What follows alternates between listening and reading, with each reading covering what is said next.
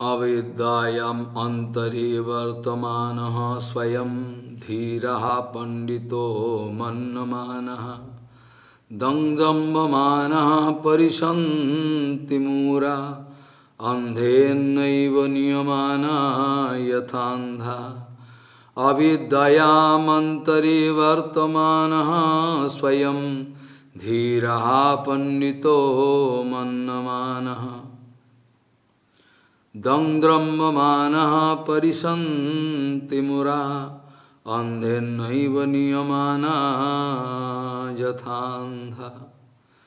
गौड़ीय गोष्ठीपति श्री शिल भक्ति सिद्धांत सरस्वती गोस्वामी ठाकुर प्रभुपाद जी ने बताए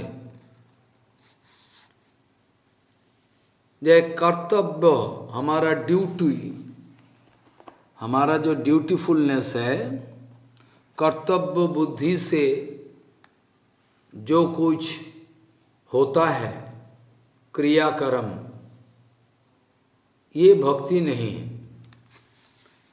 कर्तव्य बुद्धि से होने वाले जितना सारे क्रियाकर्म हैं, ये कदापि भक्ति नहीं है, ये अलग चीज है।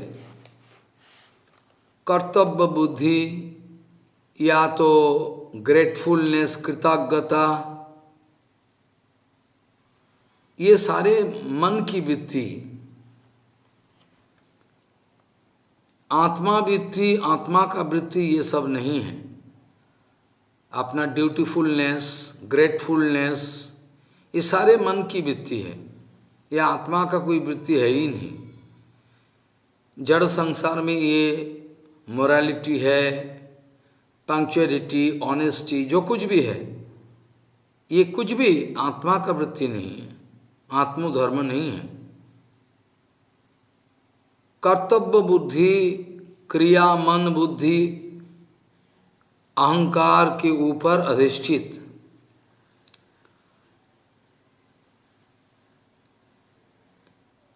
और भक्ति के क्रिया जो कुछ है, ये आत्मा को ऊपर प्रतिष्ठित है। Out of pure love, out of pure love, जहाँ आउट ऑफ प्योर लव किया जाए, ये अलग चीज है। प्रीति के मारे जो कुछ भी कर सकोगे तो ठीक है।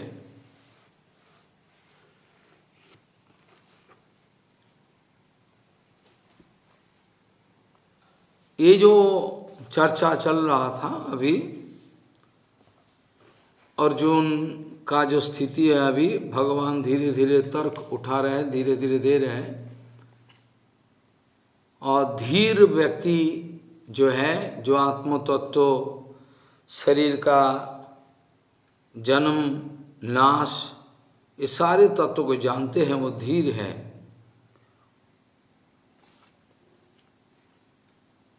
और आत्मा अविनश्वर नित्यकाल स्थिति है आत्मा का।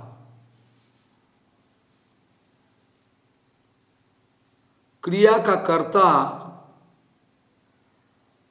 दो किस्म का हो सकता है। एक है जन्म लेने का बाद रहना, और दूसरा है जन्म बोल के कुछ चीज नहीं है फिर भी है। अनात्मा वस्तु जितना सारे है, वो भी कुछ दिन तक रहता है जन्म लेने के बाद। जैसे काल चर्चा किया,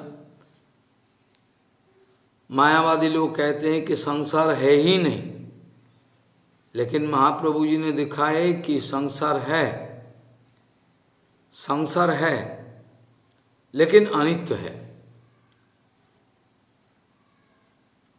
अनित्य है, कुछ दिन के लिए है, बाकी नित्य रहने वाले अनित्य है, नित्य नहीं है, कुछ समय तक रहता है। मायावादी लोग रज्जू में सर्प भ्रम, रस्सी लटक रहा है, रात के अंधेरा में थोड़ा छाया दिखाई पड़ा, वो लगा कि सर्प सांप है, लेकिन बाद में देखा जाए सांप नहीं है। मायावादी लोग ऐसा करते, ऐसे कहते हैं। लेकिन गौड़ीय वैष्णव दर्शन में ये विचार आता है, जो आप तो रस्सी में सर्प भ्रम कर लिया, आपको सर्प भ्रम आया, सांप की गलत फहमी आया, लेकिन सर्प बोल के कोई चीज तो है ही है किसी जगह। अगर सांप बोल के कुछ चीज नहीं है ही नहीं, उसका एक्सपीरियंस भी आपका हृदय में नहीं है, तो उसका भ्रम कहाँ से आए? ये गौड़ीय वैष्णव समाज का विचार मायावादी लोगों का ऊपर छाती ठोक के कहते हैं।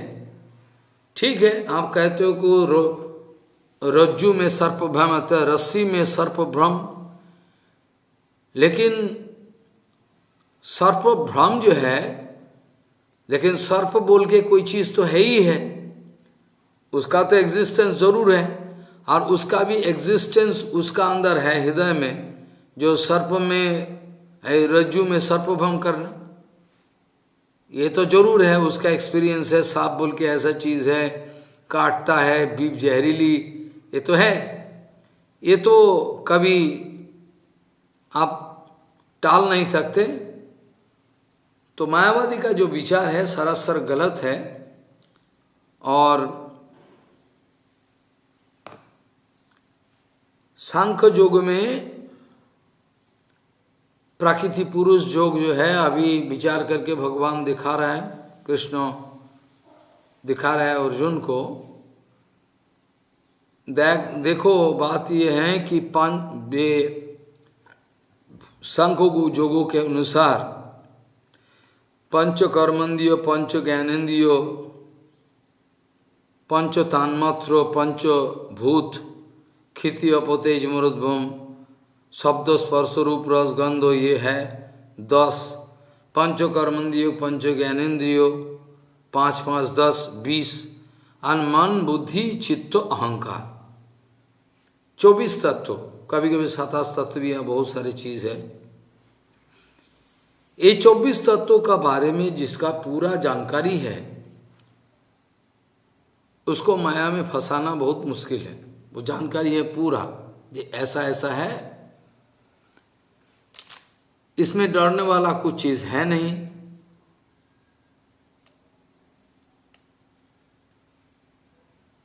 और काल बचा रहा था, अविनाशी तु तद्विधि जेनो सर्वमिदम ततम विनाशम अव्यस्य न कश्चित कर्तुम अर्हति।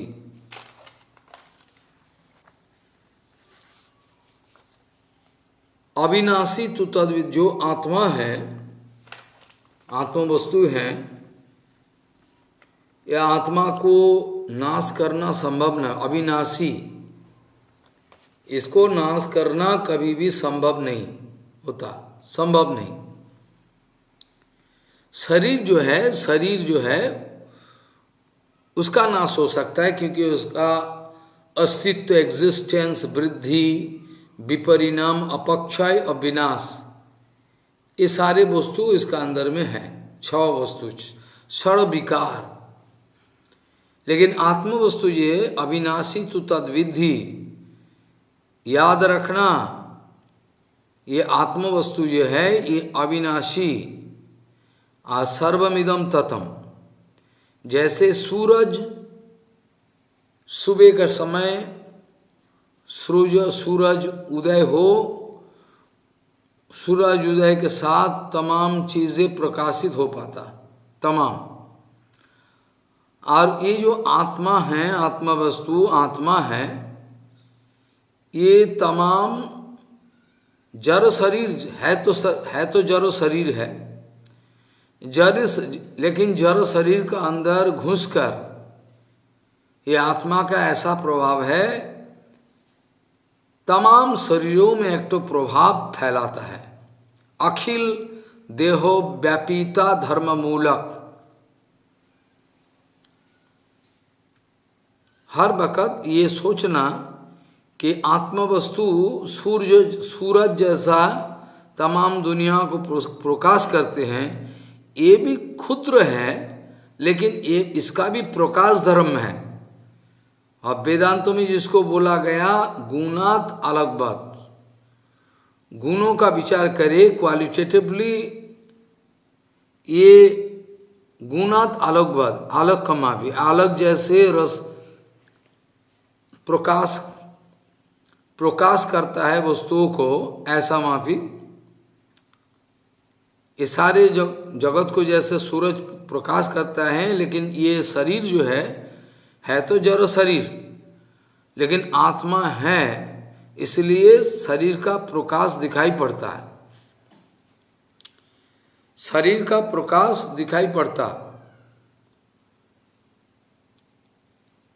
प्रकाश धर्म जरूर है, इसका प्रभाव प्रतिपत्ति आत्म वस्तु का इतना है, ये प्रकाश करने वाला है, सब प्रकाश कर देते शरीर का। चक्रवर्ती पाद कहते हैं कि लाक्षाब्द रेजिन का अंदर कोई महामणि या तो महाऔषधि डाल के इसको सर के ऊपर और वक्षस्थल में धारण किया जाए तो मणिमुक्ता का ये जो प्रभाव है, औषधि का जो प्रभाव है, सारा शरीर में फैलता है, सारा शरीर व्यापिया। एक मलयज चंदन जो है, मलयज चंदन का टीका लगाए तो चंदन का जो शीतल भाव है तमाम शरीर को शीतल कर देता है। ऐसा करके आत्मवस्तु का विचार बताया, ऐसा करके आत्मवस्तु का विचार बताया भगवान। और अंतबंत इमे देहा नित्यशोक्त्या शरीरिणः अनासीन अप्रमेयस्य तस्मात् युद्धस्य भारत। अंतबंत इमे देहा मात्रा स्पर्शा जैसे है, अंतबंत इमे देहा नित्यशोक्ता उक्तः शरीरिणः अनासीन अप्रमेयस्य तस्मात् युद्धस्य भारत। नित्य अविनाशी अपरिमेय आत्मा का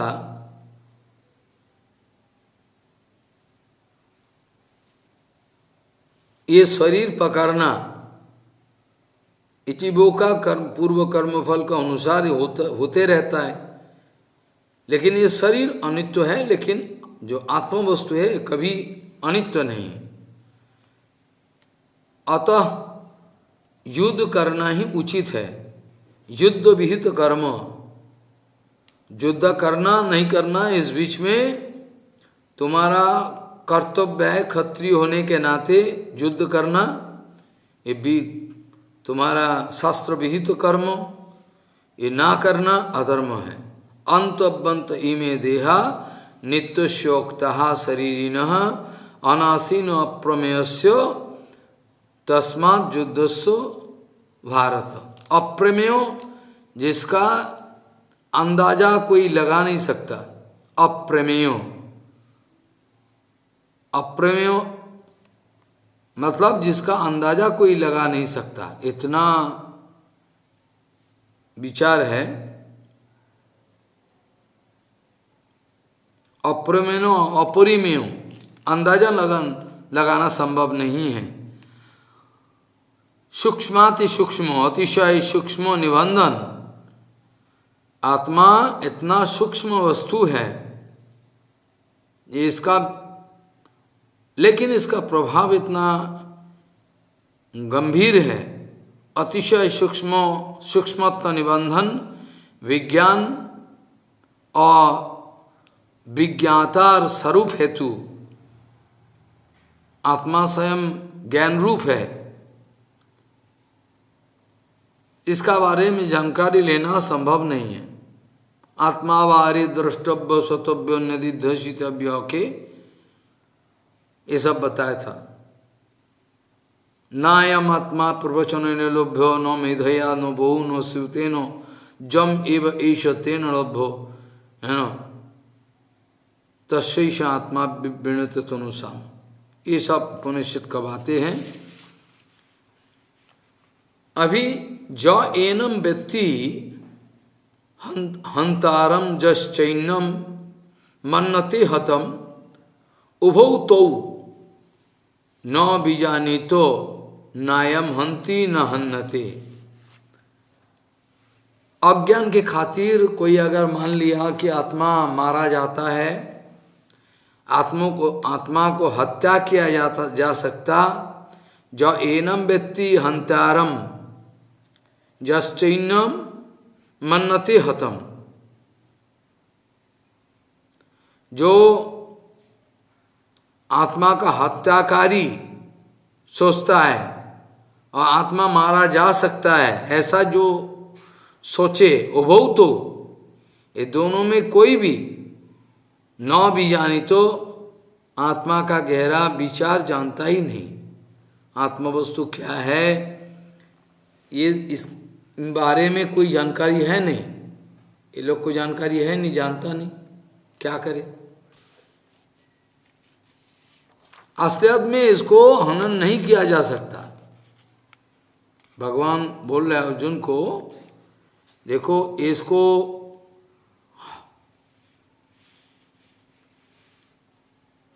हम उसको मार डालेंगे आत्मा को, या तो आत्मा मारा जा सकता है, ऐसा जो बुद्धि है, तो उभो, ये दोनों में कोई भी आत्मा का जो गुरु रहस्य है इसका बारे में उसका कोई जानकारी है नहीं, इसलिए ऐसा बोल रहे हैं।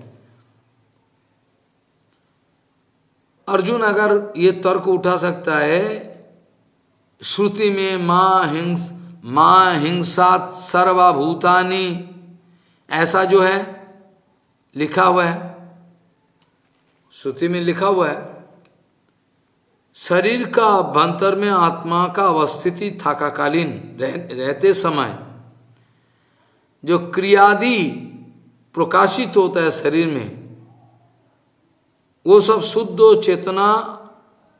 चेतन जीवात्मा का नहीं है। ये तर्क हो सकता है कि शुद्ध महाराज चेतना तो है, चेतना होने के कारण तो इतना सारा क्रियाक्रम चल रहा है सब, लेकिन इस शरीर का अंदर आत्मा का अवस्थिति के कारण जो क्रियादि बाह्य दृष्टि में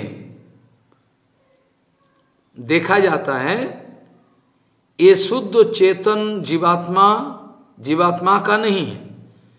क्योंकि शुद्ध चेतन जीवात्मा का काम एक ही है, भगवत सेवा करना, हर वक्त भगवान का अनुचिंतन करना, भगवान का अनुकीर्तन करना, यही काम है।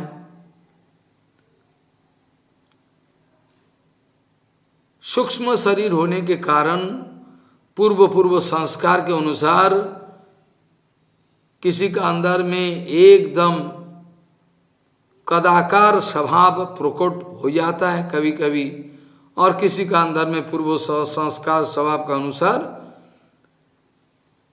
अच्छा स्वभाव प्रकाशित हो पाता। तो जो ये सब चिंता करता है कि आत्मा मारा जाता है, आत्मा को मारा जा सकता है, ये सब सरासर गलत है, इसमें कोई विचार नहीं है उसमें। न जयते म्रियते व कदाचिन नायम भूत्वा भविता वा न भूयः अजो नित्य शाश्वत वयम पुराणो न हन्नते हन्यमाने शरीर। न जायते, अभी ये उठा रहा था सर, अस्थि रहना, ये दो किस्म का हो सकता है। एक है जन्म लिया उसका बाद रहना, और ऐसा कुछ वस्तु है जो जन्म ही लेता नहीं लेकिन नित्यकाल है। दोनों है, दोनों कंसेप्शन है, दोनों कंसेप्शन हो सकता है। ये आत्म वस्तु ये है ऐसे जन्म लेने वाले, जन्म मरण नहीं है, और तमाम ये संसार आदि जो कुछ भी है दिखाई पड़ता, उसका तो नित्य स्थिति नहीं है। संसार मिथ्या नहीं है, संसार झूठा नहीं है, लेकिन संसार जो है अनित्य है, इसमें फांसना उचित नहीं है, अनित्य है। संसार झूठा नहीं है, संसार है, लेकिन ये अनित्य है। सो न जायते म्रियते व कदाचिन नायम भूत्वा भविता वा न भूयो अजो नित्य शाश्वतोयम पुराणो न हन्नते हन्नमाने शरीरे। ये आत्मा का कोई जन्म नहीं है, मरण तो नहीं है, जन्म भी नहीं है। आत्मा का जन्म नहीं है, जीवात्मा कभी भी जन्म ग्रहण करता नहीं, ये तो शरीर का जन्म है। जीवात्मा कभी भी नया जन्म नहीं लेते, मरता भी नहीं, और पुनः पुनः इसका षड विकार, जन्म, अस्तित्व, वृद्धि, विपरिणाम, अपक्षय, विनाश, ये सब कुछ नहीं, षड विकार रहित, सर्व विकार से रहित है। कभी भी उत्पन्न होना, वृद्धि होना, ये सब कुछ नहीं है। सो जन्म रहित है, सर्वथा एक ही रूप, नित्य, नित्य वस्तु, अपक्षय शून्य, रूपांतर, चेंजेबल नहीं है। अर्थात पुरातन से भी पुरातन, नित्यो नित्यानम भगवान का ये सब विचार बताया था उपनिषद से। सो पुरातन होने से भी ये नित्य नतून है। ये जो आत्मा है, जीवात्मा, ये नित्य नतून, नवीन, कभी पुरातन नहीं। शरीर विनाश होने से इसका विनाश नहीं हो पाता। शरीर का विनाश हो जाए फिर भी इसका विनाश नहीं है, कभी भी इसका विनाश करना सब, क्योंकि शरीर का साथ ये आत्मा का कोई स्वरूप संबंध नहीं है। स्वरूप संबंध मतलब वास्तव संबंध।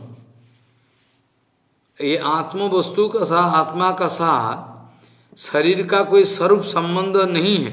स्वरूप संबंध मतलब वास्तव संबंध नहीं है कभी भी। काल ये चर्चा हो रहा था कि हमने बोला ये जो पांच भौतिक शरीर है, ये पंचभौतिक शरीर का अंदर आत्मा होने का कारण, हम अभी काल भी ये चर्चा हुआ था कि ये जो आत्म वस्तु आत्मा है, प्रकृति और पुरुष अनंत काल, इन्फिनिटी काल एका संग रहने के कारण एक के प्रभाव दूसरे का पर पड़ता है। आत्म वस्तु जब लड़का का शरीर लेके, मेल शरीर लेके पैदा होता है, और आत्मा जब फीमेल बॉडी आश्रय करके पैदा होता है, ये दोनों में किसी का जानकारी है नहीं कि ये दोनों में एक भी भोगने का चीज नहीं है, सरासर गलत है। ये प्रकृति है। जो अपने को पुरुष मानता है, ये तो तात्कालिक परिचय है। अभी के लिए तुम पुरुष हो, लेकिन काल मौत होने के बाद तुम्हारा जो हम पुरुष है, जनानी नहीं है, ऐसा भाव नहीं हो सकता। दूसरा जन्म में लड़कियों के जन्म। सो लड़की का शरीर, जनानी का शरीर, मर्दाना का शरीर, जो कुछ भी है, ये तो है प्रकृति। दोनों का अंदर में जो आत्मा है, ये इसका पुरुषाकार है, कर्ता अहम, इसलिए पुरुष बोला गया। लड़का का अंदर जो आत्मा है, ये भी पुरुष। जनानी का अंदर में जो आत्मा है, ये भी पुरुष भाव रखता, पुरुष भाव रखने वाला। एक दूसरे को भोग करे, मतलब सिर्फ इसमें एक ही चीज है, वो अहंकार, अभिमान, हम भोगने वाला। बीच में सारे मैजिक जैसा हो रहा है। ये प्रकृति आत्मा है दो शरीर में, ये सोचता है कि हम लड़का और उस लड़की, और कुछ नहीं, भाव नहीं। आ दोनों में जो आपस में जो कदाकार प्रेम की प्रसंग है, ये प्रकृति भोगना, अर्थात दोनों शरीर का अंदर जो पुरुष है, ये एक दूसरे को भोगता, मैंने प्रकृति को भोगता। प्रकृति है, ये जड़ वस्तु, ये जड़ वस्तु को भोग रहा है, ये एंजॉय कर रहा है, एंजॉय योरसेल्फ। लेकिन वो जानकारी है नहीं कि दोनों ही ये भी प्रकृति को भोग रहा है, ये भी प्रकृति, अर्थात कृति और तेज मरुद्भौम, इससे बनाया हुआ पांच भौतिक 2 दिन का जो शरीर है, इसको भोग रहा है। किसी को जानकारी है नहीं, माया में उलझ गए। ऐसा करके ये चर्चा हुआ था कि अनंत काल ये पुरुष और प्रकृति एक दूसरे का साथ होने के कारण एक का प्रभाव दूसरे का अंदर पड़ गया। प्रकृति यद्यपि अचेतन है, जड़ वस्तु, फिर भी ये चेतन इसका साथ रहने के कारण ये लगता है कि ये इसका भी प्राण है, ये प्राण नहीं है, सिर्फ आत्मा वस्तु है, आत्मा है। पुरुष और प्रकृति का ऐसा गंभीर विचार धीरे से सोचने चाहिए। न जायते म्रियते व कदाचित नायम भूत्वा भविता बान भूय अजो नित्य शाश्वतवयम पुरानो न हन्नते हन्नमाने शरीर। जीवात्मा कहीं जन्म नहीं लेता, वृद्धि नहीं है, मरना तो दूर की बात, कुछ नहीं है, पुरातन। आइए शरीर का साथ, जड़ शरीर, पांच भौतिक शरीर जो है, प्रकृति का शरीर जो है, इसका साथ आत्मा का वास्तविक रूप में कोई स्वरूप संबंध नहीं है, मतलब नित्य कोई संबंध है नहीं, तात्कालिक संबंध जोड़ दिया और कुछ नहीं। और जब ज्ञान को प्राप्त करे, सांख्य योग तत्व ज्ञान को प्राप्त करे, तो सारे इल्यूजन, सब माया दिखाई पड़ेगा, साफा, कुछ नहीं रखा, कुछ नहीं रखा इसमें, सारे सब दिखाई पड़ेगा। शाश्वत मतलब नित्य, शाश्वत का अर्थ है नित्य, शब्द के द्वारा अपक्षय इसका ये निवारण किया गया। शाश्वत नित्य, सर्वदा अस्तित्व रहने वाले, अनंत काल। न जायते म्रियते बा, ये जो श्लोक है उपनिषद भी ऐसा, उस उपनिषद में भी, कठोपनिषद में भी ऐसा ही श्लोक है, जैसे ये गीता में है। गीता में जैसे बताया, ऐसा मापी कि एक श्लोक उपनिषद में भी है, ये न जायते म्रियते व कदाचिन नायम भूत्वा भविता बाना भूय अजो नित्य शाश्वतवयम पुरानो न हन्नत हन्नमाने शरीर। ये जैसा है, ऐसा कठोपनिषद में भी ऐसा ही है। न जायते म्रियते व विपश्चित नायम कुतश्चित न बभूव कश्चित अजो नित्य शाश्वतवयम पुरानो न हन्नते हन्नमाने शरीर। शरीर नाश के साथ साथ इसका कोई ताल्लुकात है नहीं।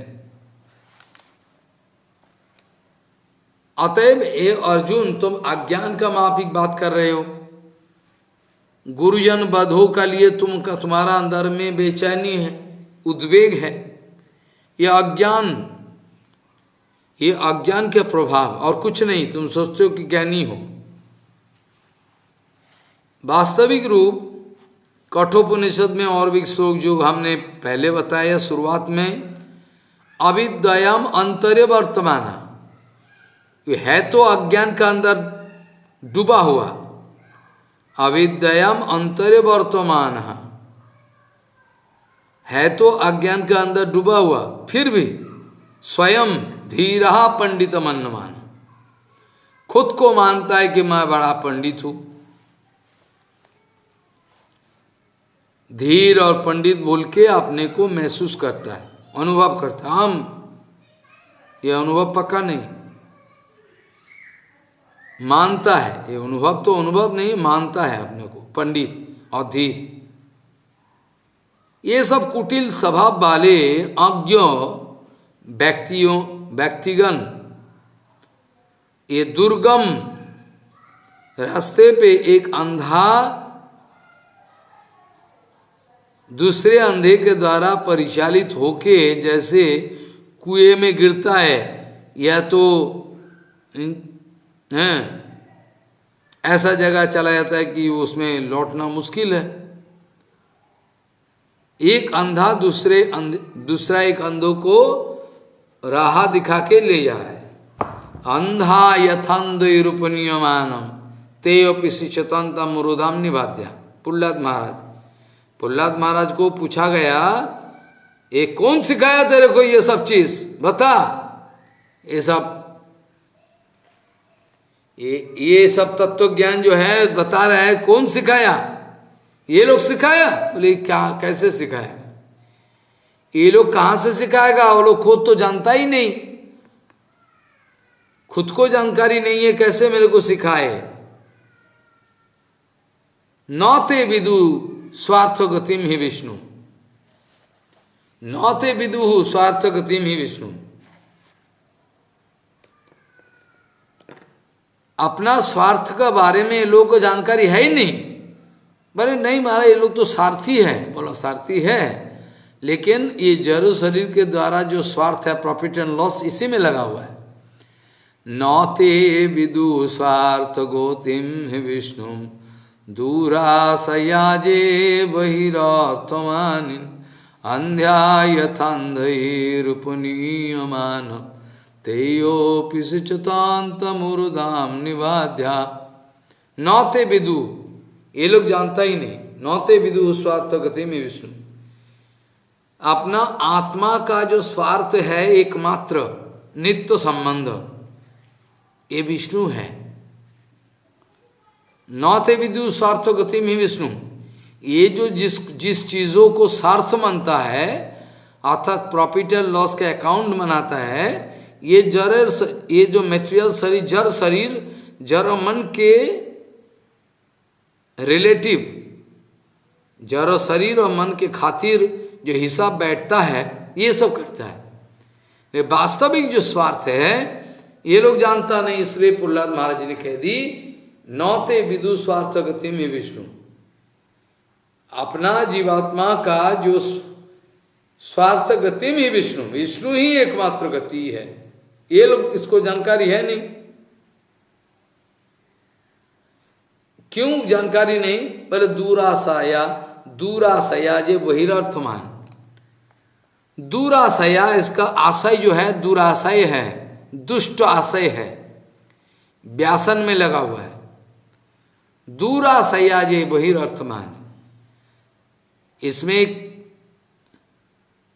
विचार आता है कि अंतर अर्थ क्या है और बहिर्थ क्या है। ये विचार इधर आ रहा है।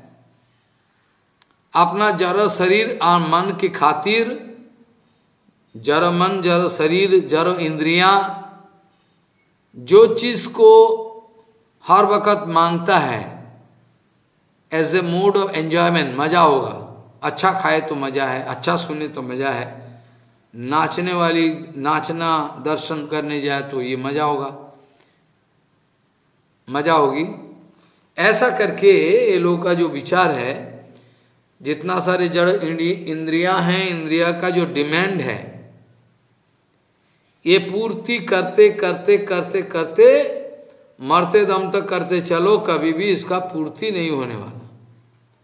पूर्ति कब हो? असंतुष्टि बने रहेगा हर वक्त, क्योंकि इसका शांति बोल के कुछ चीज है ही नहीं। इस रास्ते पे, भोगों का रास्ते पे शांति बोल के कोई रास्ता है ही नहीं, कुछ चीज है ही नहीं, बस हर वक्त जलन है। जैसे आग में घृताहुति, जैसे आग का अंदर घृताहुति दिया जाए, आग का निर्वापन कदापि संभव नहीं, आग बढ़ते चले,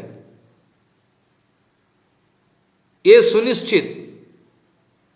आग का अंदर घृताहुति दिया जाए तो इसका जो अग्नि वृद्धि होते रहे, कदापि इसका निर्वापन संभव नहीं, क्योंकि ये कैसे हो,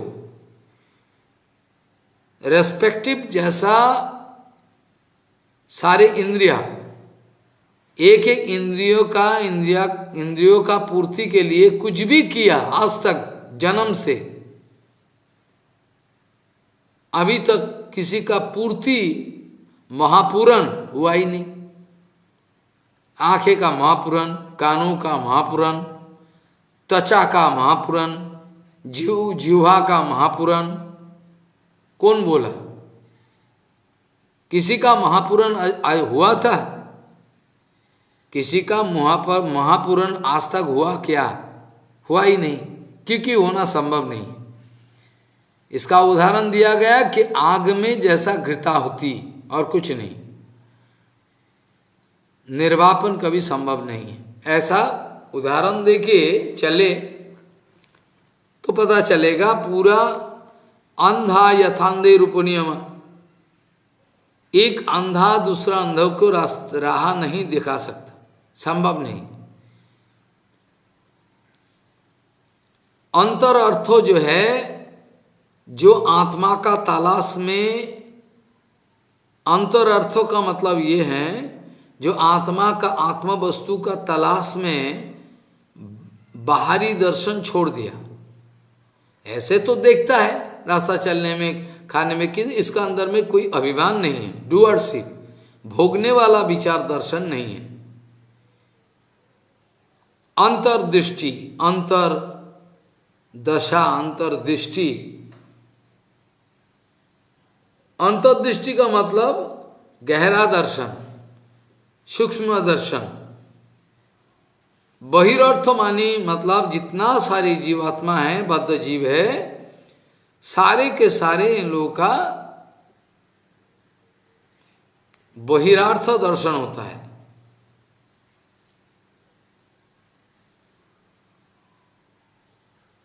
अंतर दर्शन वाले जो है, अंतर आत्म वस्तु को दर्शन वाले जो है, वो धीरे धीरे अपना अंदर में खोजता, तलाश में है आत्म वस्तु का। और बाहरी दृष्टि वाले सो है बाहर में खोज में लगे हुए हैं। न ते विदु स्वार्थ गतिम विष्णु, क्यों? ये लोग अपना स्वार्थ जानता ही नहीं, क्योंकि माया में उलझे हुए हैं। जो कुछ भी देखता है बाहरी दृष्टि से, जो कुछ भी विचार करता है बाहरी दृष्टि से, इसका अंतर्दृष्टि है ही नहीं। बहिर्थ माने बाहरी जगत में आनंद प्राप्त के लिए, मजा आनंद प्राप्त करने के लिए ये भटक रहा है बाहरी जगत में। और अंतर्दर्शन करने वाले आत्म वस्तु का खोज में हर वक्त उसका इनसाइड विजन, अंतर्दर्शन हर वक्त आत्मदर्शन है। ए अविद्वयम अंतरे वर्तमान स्वयं धीरा पंडित मंदमन। अविद्या का अंदर डूबे हुए हैं, फिर भी अपने को धीर और पंडित ये समझ लिया कि हम पंडित हैं, हम धीर हैं। ये सब कुटिल स्वभाव वाले दुर्गम रास्ते पे, दुर्गम रास्ता, क्रिटिकल रास्ता है। इसमें एक अंधा जैसे दूसरे अंधे को राह दिखा रहे हैं, ऐसा दोनों ही बड़ा मुसीबत में फंसने वाला है, फंस जाता है। ऐसे ही वर्तमान जगत में अंधा गुरु अंधा शिष्य का परंपरा चल रहा है। ऐसे ही इस जगत में, जड़ जगत में अंधा गुरु अंधा चेला, इसका परंपरा चला रहा है। पूरा दुनिया को अंधेरे में फेंकने का चक्कर में है। किसी जगह अगर ज्ञान का वास्तव चर्चा हो, वहां मत जाना, वहां जाके क्या करे, निंदा हो रहा है उधर, हाँ तुम्हारा निंदा हो रहा है। जब भी सच्चा शास्त्रों का विचार हो, ये पशु जैसा आदमी ये सब बोल रहा है, ये निंदा हो रहा है। अरे निंदा तेरा बाप का हो रहा है क्या? निंदा किसका हो रहा है? निंदा हो रहा है। आलतू फालतू बोलो, चुटकी उड़ाओ, वो ठीक है। शास्त्रों का बातें करो, वही निंदा हो रहा है। किसने सिखाया उसको, वो जाने, खुद जाने। ऐसा परिस्थिति पैदा हो गया चारों ओर। ये सब चर्चा बंद हो जाए तो असुरों के लिए अच्छा है, बढ़िया है। ये सब चर्चा बंद कर दो, नाचो कूदो, खाओ पियो, बस पैसा लो, मजा उड़ाओ, ये सब मजा है। शास्त्रों का चर्चा हो, नहीं ना ना, उचित नहीं, ये सब बंद कर दो। वर्तमान यही अंधा गुरु का अंधा परंपरा, अंधा गुरु अंधा चेला का ये परंपरा आज पूरा विश्व में फैला हुआ है। पूरा विश्व में, तमाम विश्व में फैला हुआ है। जिसका तकदीर अच्छा वो जिए, जिसका तकदीर नसीब खराब है वो मरेगा। कहाँ तक चिल्लाते रहे कुत्ता का माँ भी, कहाँ तक जाएगा ये शब्द। तो ऐसा करके विचार बताया कि न जायते म्रियते व कदाचिन्नायम भूत्वा भविता बा न भूयः। अजो नित्य, ये अजो है, इसका जन्म नहीं है। अजो नित्य शाश्वतो, नित्य काल रहने वाले। शाश्वतो अयम, अयम माने दिस, पुरानो।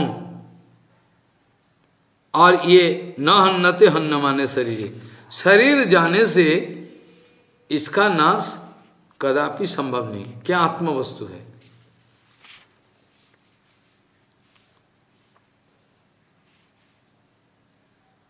ऐसा करके विचार करके हमने दिखाए तो सचमुच ये यद्यपि श्रुति में बोला गया मां हिंसा सर्वभूतानि, ये सब प्रभुपाद भी विचार करके दिखाया। ये आम आदमी सोचते हैं कि शरीर का फिजिकल असॉल्ट यही हिंसा है। तमाम दुनिया का यही ख्याल है।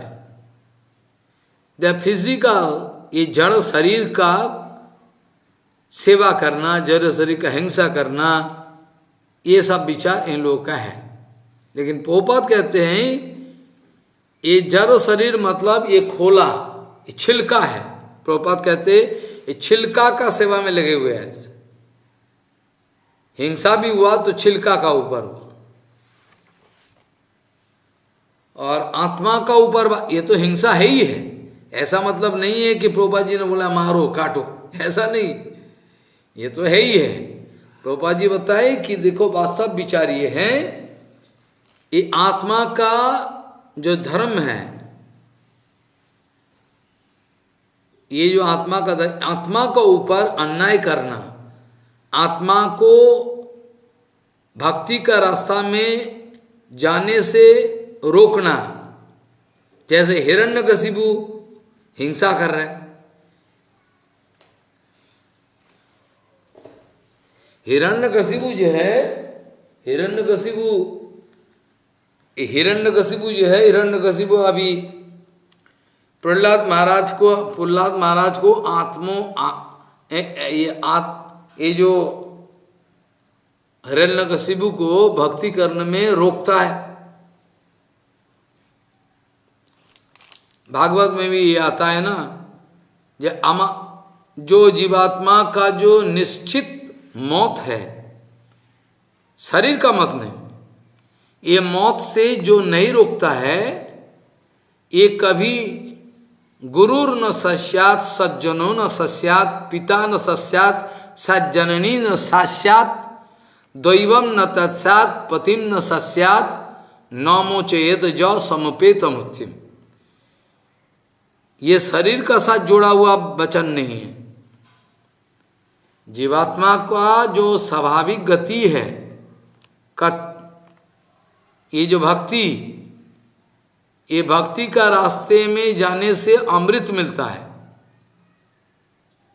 और इससे जो रोकता है ये तो गुरु नहीं, शुक्राचार्य जो वास्तविक गुरु नहीं, ये अर्थकरी विद्वा जड़, ये तो मेटेरियल विद्या है, मेटेरियल जड़ गुरु है, जो जड़ जगत का जो स्वार्थ है ये दिखा रहा है, तो ये वास्तव गुरु नहीं है। इसीलिए प्रहलाद महाराज उसका वचन को टाल दिए, प्रहलाद महाराज को गुरु माना।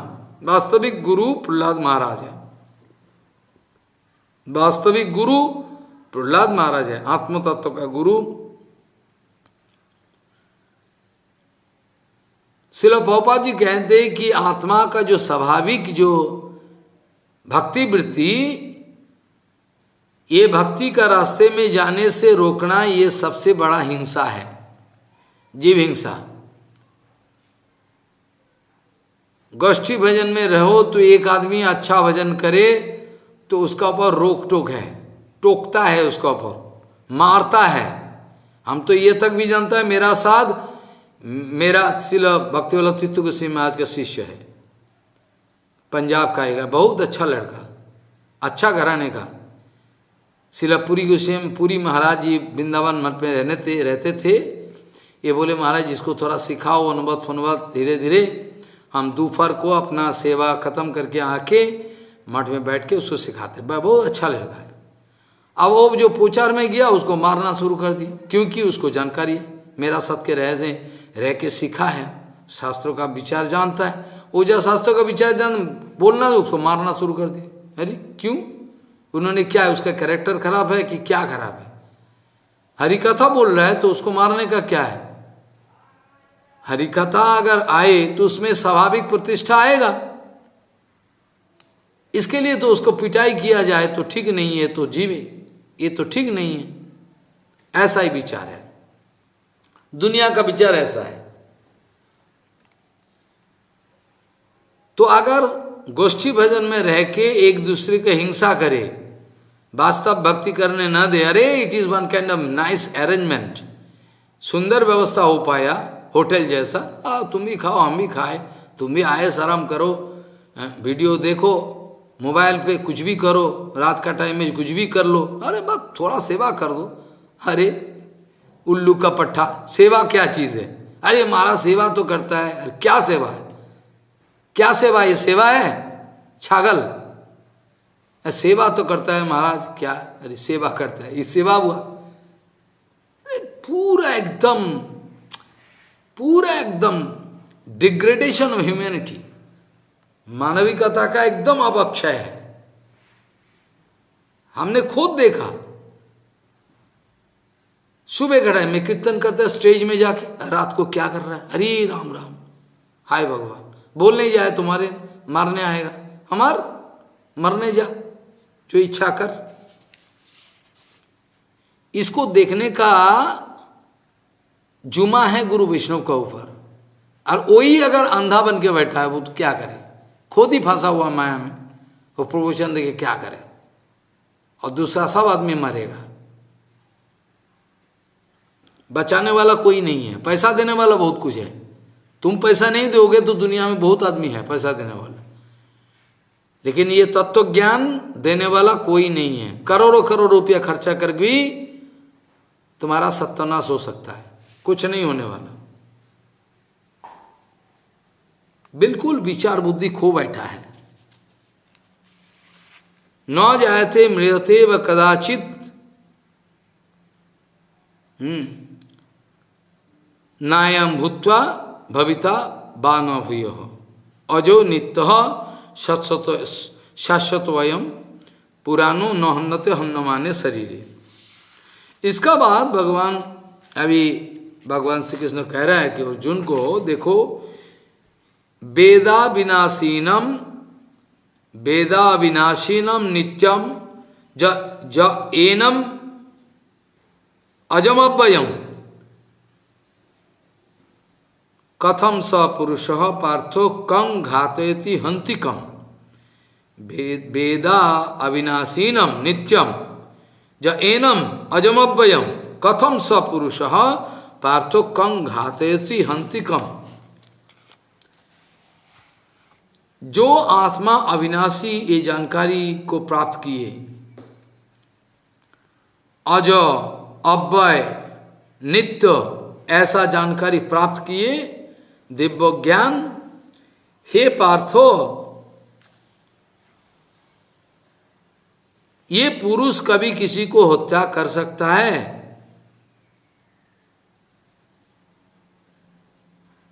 हत्या करवाता है किसी से? हत्या करता है किसी को ना, क्योंकि संभव ही नहीं, कैसे हत्या करे? हत्या किसको करे, क्यों करे, कैसे करे, किससे कैसे करवाए? संभव नहीं। ऐसा विचार है। बिना शून्य अपक्षय शून्य है, ये जानकारी होने का बाद ये आत्म वस्तु के लिए शरीर तो नाश होना ही है, तो आत्म वस्तु के लिए सोचना ये नादानों का काम है, ये अज्ञानी का काम है।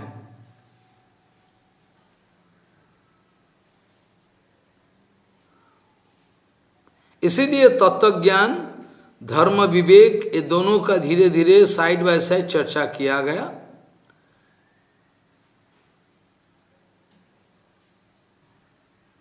इसका मतलब ये नहीं कि हम किसी को काट के किसी का मांस खा ले, ये खा ले, ये पाप, ये नहीं, ऐसा बताया नहीं।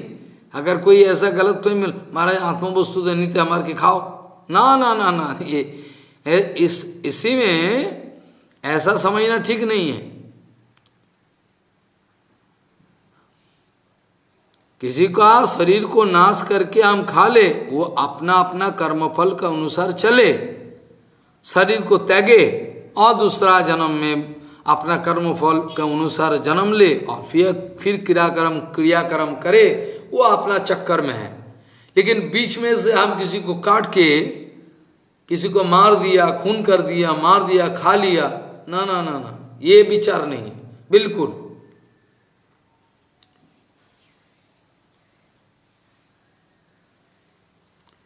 अतांत्रिक स्वेच्छाचारी जो है, सब कोई को अपना अपना कर्म फल तो भोगना ही पड़ेगा, उसके लिए हम क्या ठेका तो नहीं लिया, सब सारे जीव अपना अपना कर्म फल को भोग रहा है।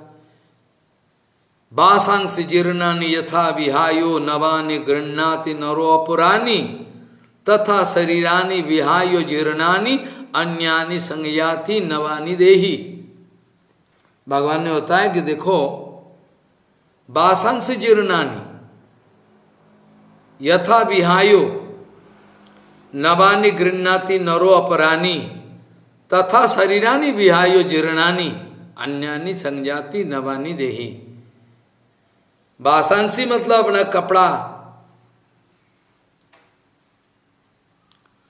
सारे जितना सारे कपड़ा आदि जीर्ण हो गया, खराब हो गया, इसको फेंकना पड़े और नया कपड़ को लेना पड़े, ये तो स्वाभाविक है। बासांसी जीर्णानि यथा विहायो नवानि गृह्णाति नरो अपरानि, दूसरा कपड़ को लेते हैं, नया कपड़ा लिया। भगवान श्री कृष्ण बताए कि देखो, यथा शरीरानि विहाय जीर्ण, ऐसा ही है, ऐसा ही विचार है। अगर शरीर जन्म होने का बाद धीरे धीरे बड़ा हुआ, कैशोर लीला किया, यौवन लीला किया, मौत का गोदी में ढल गया, उसका बाद फिर ये जीर्ण शरीर, जीर्ण शीर्ण शरीर जो है, ये छोड़ के संजाति नवानी देही समग्र रूपे दूसरा एक शरीर को चल देते, दूसरा शरीर लेके दूसरा एक शरीर लेके पुनः पैदा हो जाते। सूक्ष्म शरीर जो कारण शरीर है, ये कारण शरीर जो है, ये कारण शरीर दूसरा जोनी में जाने के लिए कारण है, इसलिए कारण शरीर है। इसलिए कारण शरीर है कि यही एक चीज है, कारण है जिसके लिए आपको एक जनी से दूसरा जनी को जाना पड़े, भटकना पड़े, यही कारण है। इसीलिए भगवान पूरा एकदम सुंदर विचार बनाए कि वासांसी जीर्णानी यथा विहायो नवानि गृह्णाति नरो अपरानी, तथा ऐसा ही तथा शरीरानी विहायो जीर्णानि संजाति नवानी दे। देही मतलब ये आत्मा, शरीर का अंदर जो बैठा हुआ देही, ये सूक्ष्म शरीर। तो महाराज कैसे चलता है सूक्ष्म शरीर? जब शरीर को छोड़ता है जीवात्मा, शरीर छोड़ने का बाद आत्मा कहाँ जाता है? बहुत गहरा विचार है आत्मा का गति। जो आत्मा ऊपर ऊपर जाने का विचार बना लिया, भजन किया, ऐसा ही भजन, जिस भजन के कारण भूर भुव स्व महो यनो तपो सत्य लोक तक जा सकता है। और सत्य लोक में जाके भी रुके, और वहाँ ब्रह्मा का साथ उसका महाप्रलय में वह देखा जाएगा जो हो। और जो जीवात्मा भजन करते करते ऐसा स्थिति को प्राप्त किए कि अपना शरीर छूटने का बाद ही उसका सिद्धि, मतलब शरीर छोड़ के भूर भुव स्व महाजनो, यहाँ किसी भी जगह जाना नहीं है, डायरेक्ट एकदम उसका हो गया। और जो धीरे धीरे तरक्की, इसको बोले ग्रेजुअल प्रमोशन एंड प्रोसीड्योर, धीरे धीरे तरक्की होते होते, किसी का इच्छा है जैसे गोपू कुमार दिखा, इधर नहीं अच्छा नहीं लगा, उधर चलो उधर चलो, धीरे धीरे अपना कर्म फल अच्छा है, धीरे धीरे ऊपर गया। तो साक्षात मुक्ति, डायरेक्ट मुक्ति और क्रम मुक्ति जीव गोस्वामी पाद संदर्भ में बताए। और ये जो जीवात्मा है जो बंधन दशा में है, भजन भजन का कोई बात ही नहीं है। ये सब बद्ध जीव जो है, बद्ध जीव अपना शरीर छूटने के बाद न जाने कहाँ का भटकता है। बड़ा आत्मा का गति गहरा गंभीर है बहुत। यह आत्मा निकल गया, बारिश का साथ किसी भूमि में गया और अनाज, ये गेहूँ चाल सब्जी किसी का अंदर घुस, और उसको कोई खाए, उसको बीज पैदा हो, और बीजों के द्वारा दूसरा एक ऐसा करते करते समय आएगा, जिस समय हम ये सब चर्चा दिखाएंगे। गहरा विचार है ये आत्मा वस्तु कहाँ कहाँ जाता है, उसके बाद ये किसी भी हालत से दूसरा जोनि में जो घुसता है, कैसे घुसता है। आज सूक्ष्म शरीर आत्मा का साथ कैसे चलता है, इसका जवाब ये है, जैसे कि एक बगीचे में ढेर सारे फूल लग रहा है, बहुत सुंदर सुंदर, गुलाब जुई सब फूल, और फूलों का महक जो है हवा का झोंका दिया, उसका साथ मेरा नासा पे आया। हमको पता चला ये बगीचे है कि इसे, और उसमें फूल है बहुत सुंदर। जैसे फूलों का महक वायु के द्वारा संचालित होके मेरा नासा पे आया, समझ गया मैं। ऐसे ही जब आत्म वस्तु आत्मा जब शरीर के निकाल के जाता है, इसके साथ कारण शरीर भी उसको पीछा नहीं छोड़ते किसी भी हालत से पीछे। जैसे महक है फूलों का, इट्स लाइक स्मेल, जीवात्मा का पीछे दौड़ता है, पीछा नहीं छोड़ता सूक्ष्म। क्योंकि आत्मा का तो अभी तो आत्मा का अभी जो स्थिति है इसमें जोड़ा हुआ है, अभी अनुभव नहीं है। या हम भगवान का सेवक है, जीवे स्वरूप कृष्ण, ये अनुभव नहीं हो पाया। इसलिए कारण शरीर तभी तक रहेगा जब तक ये तत्व ज्ञान को प्राप्ति नहीं करे, तब तक रहेगा। इससे छुटकारा है नहीं, ये भागादौड़ी करते रहेगा पीछे पीछे। जहां भी जाओ ये इस जोनी में, ये जो कारण शरीर है ये पीछा छोड़ने वाला नहीं। ये जाके जिस जनी में जीवात्मा घुस जाए और उसी जनी में ये जो सूक्ष्म शरीर है कारण शरीर, ये भी उसका पीछा नहीं छोड़ने वाला। और जाके शरीर पकड़ने का बाद फिर कारण शरीर उसका अंदर आश्रय ले। कारण शरीर का आश्रय तो बाहर नहीं है, ऐसे फूलों का महकमक भी जाए लेकिन इसके बेसहारा हो जाएगा, कामयाब नहीं पाएगा। इसलिए ये जो सूक्ष्म शरीर है, जब जीवात्मा दूसरा एक शरीर को पकड़े और जाके ये इसको सहारा ले सकता है। क्योंकि बिना ये जड़ शरीर सूक्ष्म शरीर का कोई बेसहारा है। ऐसे तो हवा का मापिक, फूलों का महक का मापिक दौड़ा और दौड़ के बस घुसा, वो जोनी में घुस गया। बस जब शरीर पकड़े तो शरीर का साथ ये भी आ गया। और ये अपना खेल खेल में है, पहले का संस्कार का माफिक, ये अभी खिलाड़ी है, खेल दिखा रहा है। जीवात्मा का पता नहीं कि हमारा नित्य हमको भूत।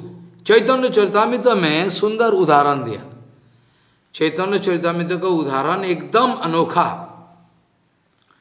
कृष्णदास कविराज गोस्वामी ने बताए। पिशाची पाइले यथा मतिच्छन्न হয়, मायाबद्ध जीवेर হয় সেই भाव उदय। श्री चैतन्य चरितामृत में श्री कृष्णदास कविराज गोस्वामी कह रहे हैं कि पिशाची पाइले यथा मतिच्छन्न है, जैसे पिशाची किसी को पकड़ने से इसका जो मति है, बुद्धि है, विचार आच्छादित हो पाता। इसके बाद पिशाची अपना अपना जो मतलब है वो हासिल करता है। कोई प्रेतात्मा पिशाची किसी शरीर में आश्रय लेने का पहले ये विचार बनाता है कि इसका चेतना का विकास कहाँ तक है, इसका जो चेतना का जो विकास है ये कहाँ तक है, कि मैं इस शरीर में घुसूं और इसको आच्छादन नहीं कर सकूं तो होगा नहीं, तब तो मैं कामयाबी नहीं मिलेगी। तो प्रेतात्मा पिशाची का यही काम, पहला काम, जो इसका अंदर में कितना चेतना का विकास है, संस्कार कितना अच्छा है कि बुरा है, इसका जो एटिकेसी है, वैज्ञानिक शौचाचार कितना तक है। अगर कुछ नहीं है तो बहुत इजी है, इसको जल्दी पकड़ ले। राशि भी हल्का है और पकड़ना इजी है बहुत, क्योंकि इसका कुछ नहीं है, आचरण नहीं है, एटिकेसी नहीं है, कुछ नहीं है, पकड़ना इजी है। और चेतना का आचरण नहीं है मतलब चेतना का विकास नहीं, एक ही बात है। आचरण नहीं है इसका मतलब क्या? आचरण का मतलब क्या है? आचरण का मतलब क्या है? आचरण का मतलब आचार, जो करता है आचरण। तो आचार क्या? आचार है सदाचार। सदाचार का माने क्या है? जो नित्य रहने वाला आचार है। जो आचरण हम करें, हमारा अंदर में सच्चाई है, उसका साथ टैली करता है। अगर हमारा आचरण, हमारा सच्चाई का साथ टैली नहीं करता है तो झूठा आचरण हो गया। ये आचरण, तो आचार जो है, सदाचार अगर कम है, सदाचार कम है मतलब आचरण कम है, आचरण कम है मतलब चेतना कम है, चेतना कम है मतलब इसका चेतना का विकास कमती है, उसका अंदर में प्रेतात्मा पिशाची घुस सकता है, घुस के पहला ही काम है कि उसका जो चेतना है, चेतना को आच्छादित करो। एग्जैक्टली ये उदाहरण चैतन्य ज्योति, इसका जो चेतना है, चेतना को पूरा आच्छादित कर दो, करके हम अभी ये शरीर को लेकर, जड़ शरीर को लेकर खेलना शुरू कर दे। समझा मेरा बात? अभी प्रेतात्मा शरीर में घुस गया, सूक्ष्म रूप में घुसने के बाद ये शरीर का जो, इसका जो चेतना है, चेतना कम, चेतना का विकास उतना नहीं हो पाई, इसको आच्छादित करके अपना खेला शुरू कर दिया।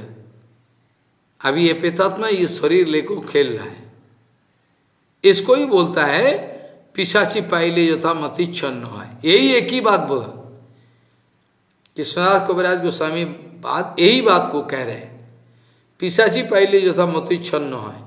जैसे पिशाची पकड़ने से अपना स्वाभाविक जो वृत्ति है, चेतना है, उसको विकास हो नहीं पाता। मायाबद्ध जीवेर হয় সেই ভাব উদয়, पिशाची पाइले যথা মতিচ্ছন্ন হয়, मायाबद्ध जीवेर হয় से भाव उदय। मायाबद्ध जीवों का लिए यही स्वभाव उदय होते।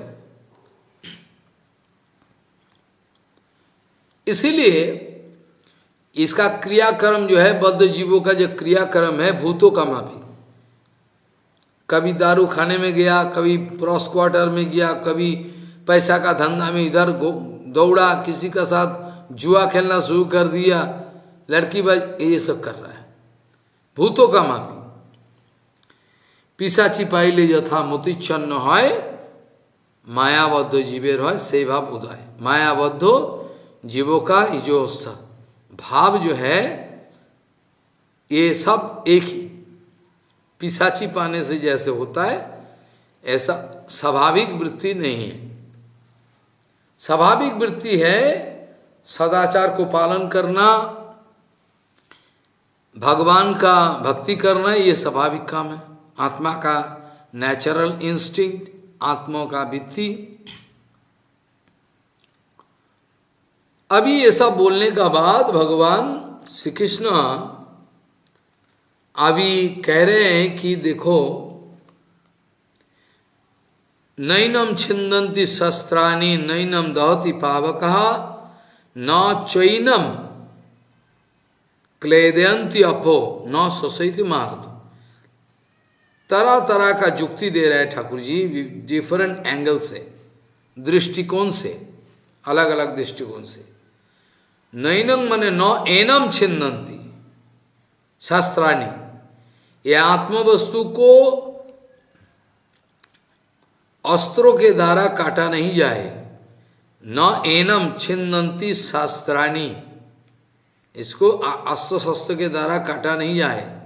न एनम दहति पावक, ये आत्मवस्तु को आग में जलाना संभव नहीं है।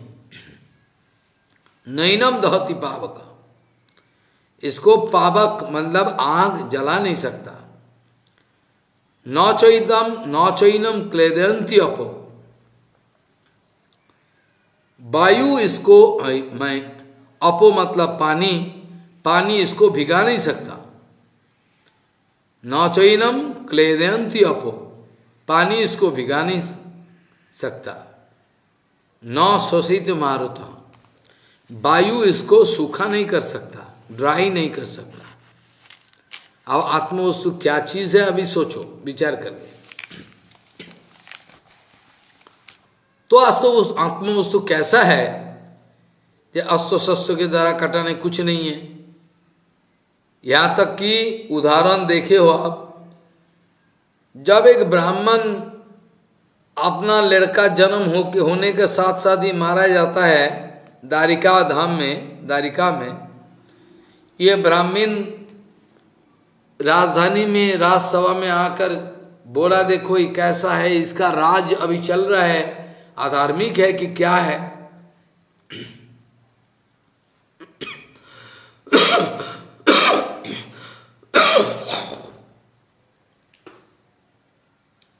अधार्मिक है क्या है।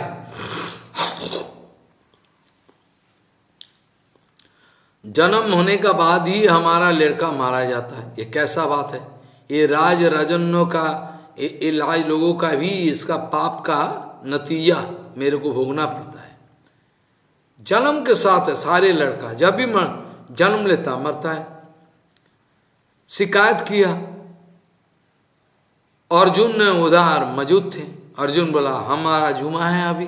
अरे तुम क्या करोगे, जब प्रद्युम्न धनी नाम बरहा, वो लोग कुछ कर नहीं सकते, प्रद्युम्न अनिरुद्ध सब है। अरे हम प्रद्युम्न नहीं है, हम अनिरुद्ध, हम, हमारा नाम अर्जुन है, मेरा गांडीव मेरा अस्त्र है। अच्छा तो हम है आपका, कोई चिंता मत करो, जाओ जब लड़का जन्म होने का समय है बच्चा हमको बुला लेना, ठीक है। बच्चा पैदा होने का समय अर्जुन को बुलाया गया। अर्जुन जाके पहलदारी किया, वहाँ पूरा मौजूद है। जाके पहला काम किया, देखो आत्म वस्तु को बाहर नहीं जाने देंगे बोल के ऐसा अपना सर तीर को चलाए कि तीर का पिंजरा बनाया जिसमें ये हवा भी नहीं चल सकता, ऐसा करके बना दिया, जब कोई आत्मा निकालने का कोई चांस ही नहीं। करके बैठा हुआ है, चलो आने दो, कहाँ जाता है मैं देखूं, मैं देखे। लेकिन एक ही बात हुआ, आत्मा को रोका नहीं जाए। जब भी बच्चा पैदा हुआ, पैदा होने का बाद बच्चा सोरी छोड़ दी, आत्मा वस्तु निकल गया। अर्जुन रोक नहीं पाए, बड़ा गुस्से में आके ब्राह्मण गाली दिया, ये क्लीब है बदमा है, रोक नहीं पाया, बड़ा बड़ा बात करता है। अर्जुन का ये कहना था कि ये बच्चा को हम बचा नहीं पाए तो हम आंख में छलांग लगाएंगे, शरीर को समाप्त कर देंगे। बाद में तो आप जानते ही होंगे, भगवान श्री कृष्ण मरने के लिए आग रचाया और कृष्णों ने रोक लिया, बोले चलो हम दिखा दे कहाँ आत्मा है। बोल के लोकालक पर्वत छोड़कर उड़ के चला के, रथ को चला के महाकालपुर पहुंचे। भूमा पुरुष का जगह है, बहुत अंधेरा पार करके भूमा पुरुष का पास गया। भूमा पुरुष बड़ा प्रसन्न होके वंदना किया, ठाकुर जी आपका चरण का दर्शन करने के लिए मैंने ही ये ऐसा किया। भगवान ने देखा, देखो तुमने तो बहुत सोच लिया आत्मा कहाँ गया कहाँ गया, आत्मा का गति गंभीर है, तो देखो आत्मा कहाँ गया। भूमा पुरुष ने बताया कि हमले लेके आया आपका चरण दर्शन के लिए। ऐसा करके विचार करके बताया भगवान, नैनम छिन्नन्ति शस्त्राणि नैनम दहति पावकः न चैनम क्लेदयन्ति अपो न ससेति मारुत। ऐसा करके विचार करके बताया। इसके बाद बताए अच्छेद अयम अदाह्य अयम अक्लेद्य अश्वस्व एवच नित्य सर्वगत हो स्थानु रचलो अयम सनातन। अच्छेद छेदन करने वाला वस्तु नहीं है, अच्छेद अयम अदाह्य इसको जलाने वाला वस्तु नहीं है, जलने वाला वस्तु नहीं, न अदाह्य अयम अक्लेद्य अश्वस्व पानी के द्वारा भिगने वाला भिगाने वाला वस्तु नहीं है, भीगने वाला वस्तु नहीं। अश्वस्व वायु के द्वारा शोषने शुष्क होने वाला वस्तु नहीं है, ये नित्य वस्तु है, ये नित्य वस्तु है।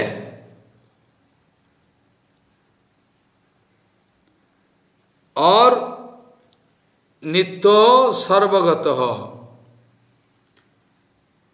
ये सर्वगत है। सर्वगत माने सर्वत्र गमन करके भी स्थानु स्थिर भावपन्न, अचल, परिवर्तन रहित, सर्वगत, सर्वगमन, सर्वगमन, सर्वत्र गमन करने वाले, स्थानु स्थिर भावापन्न, अचल परिवर्तन रहित सनातन वस्तु है। ये जीवात्मा जो है अदाह्य, अच्छेद्य, अदाह्य, अक्लेद्य, अशस्य, ये आत्म वस्तु है, ये नित्य है, सर्वगतो, स्थानु, अचल और सनातन, तमाम ये सब प्रॉपर्टी को बताए, गुणावली।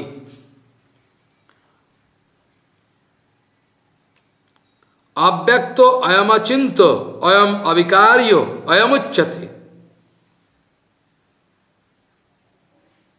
ये अव्यक्त है, इसका गति जो है अव्यक्त गति, आत्मा का गति अव्यक्त है, गंभीर है, किसी को पता नहीं चले, इसीलिए अव्यक्त। अचिंत मतलब ये सोच समझ के बहुत बुद्धि लगाओ, नायम आत्मा प्रवचन लोभ्यो न मेधया न बहु न सूते न, अचिंत वस्तु है, चिंता करके इसका कोई समाधान नहीं है। और विकार रहित, विकार भी नहीं होने वाला। अगर आपने ये सोच लिया तो शोक किस बात की है अर्जुन? किसी ने अगर ये बात को सोच लिया, समझ लिया, तो इसका लिए शोक जरूरी है नहीं। अच्छेद्यो अयमद्वाज्य अयम क्लेद्यो अशस्य एवच नित्य स्थानु नित्य सर्वगत स्थानु रचलो अयम सनातना।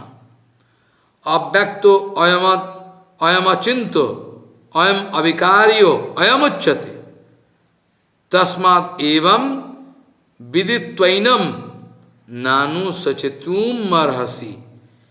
ये सारे जानकारी प्राप्त होने का बाद ये आत्म वस्तु के लिए शोक प्रकाश करना उचित न अर्हसि, योग्य नहीं, ये शोक के योग्य नहीं है, अनुशोचना करने का योग्य नहीं है ये वस्तु।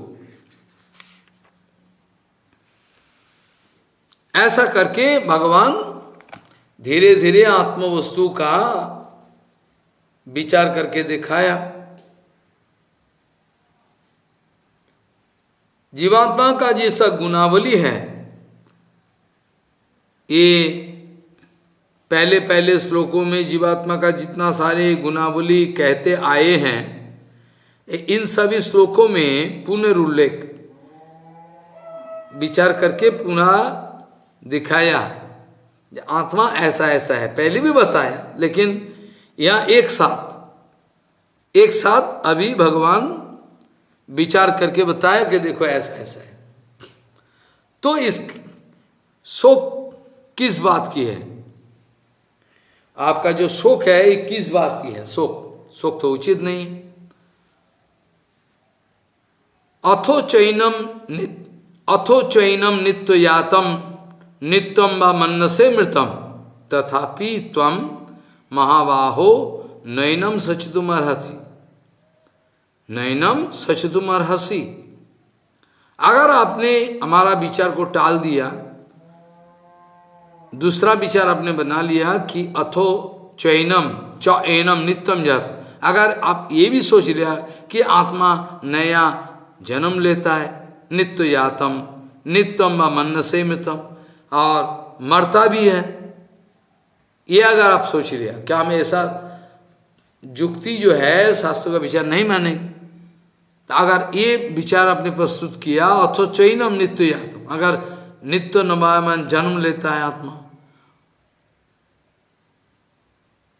नित्यम व मन्नसे मृतम, और मारा भी जाता है, अगर ये भी विचार है आपका, तथापि त्वम महाबाहो नैनम सचितुम अर्हसि, तो भी आपको शोक करना उचित नहीं होगी, क्योंकि आप तो खुद ही बोल रहे हैं नित्य जन्म लेता है, नित्य मरता है, ऐसा अगर विचार आपने प्रस्तुत कर दिया, तथापि स्टिल, तथापि त्वम महाबाहो, हे महाबाहो, नैनम सचितुम अर्हसि, इसका लिए सोचना करना उचित नहीं होगी, सोचना करना उचित नहीं है।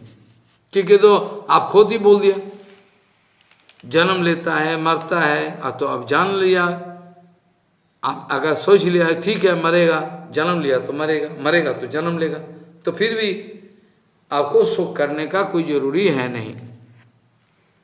ऐसा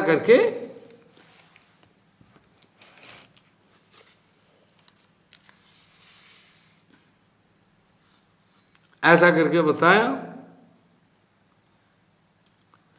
यदि मनुष्य को जीव रूप में नित्य एवं देव ऐसा है, जातस्य ही ध्रुवो मृत्युर ध्रुवम जन्म मितस्य च, अगर आपका ही विचार पकड़ लिया गया तो देखिए जातस्य ही, जन्म से ही जन्म लिया तो मौत तो स्वाभाविक है। जातस्य ही ध्रुवो मृत्यु, ध्रुवो निश्चित मौत तो है ही है। जातस्य ही ध्रुवो मृत्युर ध्रुवम जन्म मितस्य च, मौत हुआ तो जन्म होगा, ये तो निश्चित है। जातस्य ही ध्रुवो, जन्म लिया तो मरेगा ही जरूर, मरेगा तो फिर जन्म ले, आपका ही विचार के अनुसार यही तो बनता है।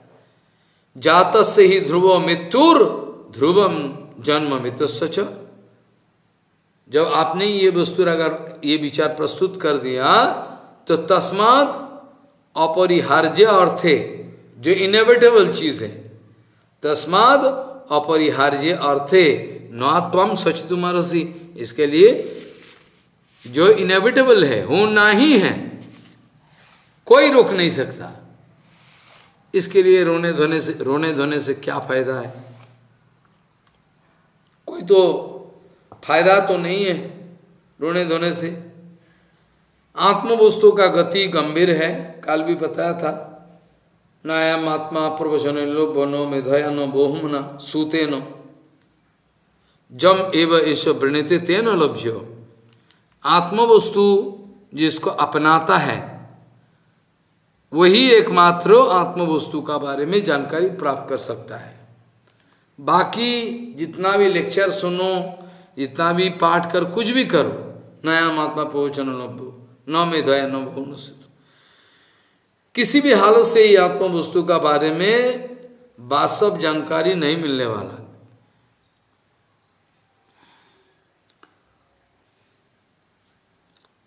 अव्यक्तादीनि भूतानि व्यक्त मध्यानि भारत अव्यक्त निधनान्यव तत्व का परिवेदना, किसके लिए सोच रहे हो?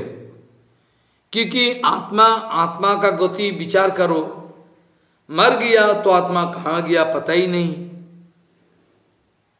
अव्यक्तीनि भूतानि, कभी कभी अव्यक्त हो जाता है आत्मा, कभी कभी आवाज शरीर पकड़ के आता है तो दिखाई पड़ता है, शरीर छोड़ दिया तो दिखाई नहीं पड़ता। अव्यक्तादीनि भूतानि व्यक्त मध्यानि भारत, मतलब सूरज चला गया, उदित हुआ, फिर उदित हुआ, उदय होने के बाद कुछ समय तो रहा, फिर चला गया, तो दोनों का बीच में स्थिति काल है, स्थिति काल है। सूरज का उदय अस्त दोनों तो है ही है, ये दोनों का बीच में जो स्थिति काल है आसमान की, शरीर भी ऐसा ही है। देखो जब आत्मा शरीर पकड़ के आता है तो आपको समझ में आता है ये आत्मा है, और फिर शरीर छोड़ दिया तो कहाँ गया पता नहीं है। अव्यक्तादीनि भूतानि व्यक्त मध्यानि भारत अव्यक्त निधन्यान्येव तत्व का परिवेदना। अव्यक्तादीनि भूतानि व्यक्त मध्यानि भारत, बीच में दिखाई पड़ता है, आगे पीछे तो किसी को पता नहीं चलता कहाँ है आत्मा। अव्यक्त निधनान्येव तत्व का परिवेदना, जो बीच में एक बार पल भर के लिए दिखाई पड़ा फिर गायब है, इसके लिए क्या सोचने वाला बात क्या है, सोचना नहीं चाहिए। ऐसा करके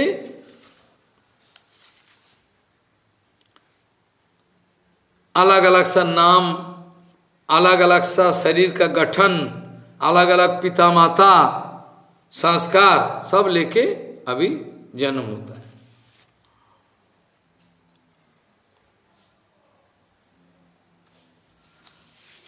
ऐसा करके इस अनित्य वस्तु के लिए तुमको सोचना जरूरी नहीं, ये उचित नहीं है। सोचने से कोई फायदा तो है नहीं।